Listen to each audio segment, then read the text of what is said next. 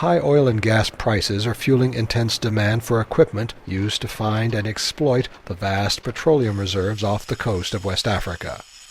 As a result, companies that maintain and repair the oil industry's huge offshore equipment are working overtime. Because of the demand, equipment that was retired is being reactivated and upgraded to work in deeper waters where new discoveries are being made. This has brought even more business to the port of Capetown. Capetown, located at the southern tip of Africa, was historically a maintenance center for ships, but it is closer to West Africa's oil fields than are ports in Europe and Asia, so it is cheaper to send equipment here for servicing.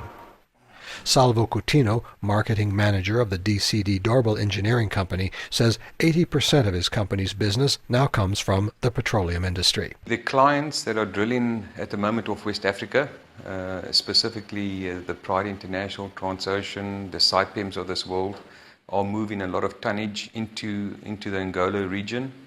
And of course, Angola is, again, as mentioned, quite close to Cape Town. So a lot of those big upgrades are coming to Cape Town.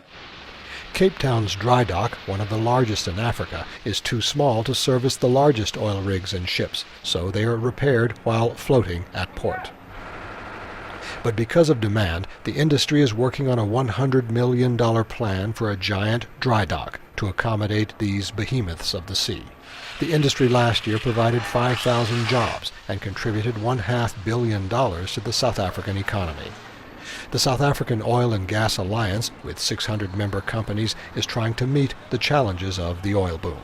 Stephen Grabar is chairman of the alliance. He says the greatest challenge to the industry is the shortage of skilled workers. There's such a demand for skills throughout the world that every country is trying to get skilled people to the workforce.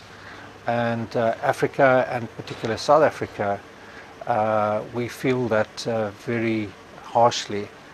And what we are trying to do is trying to upskill our people to international standards. Alliance Director Angelo Harris says his organization has launched a $30 million program to train welders, riggers, and supervisors. And it is also working to address a brain drain of engineers leaving for better salaries abroad.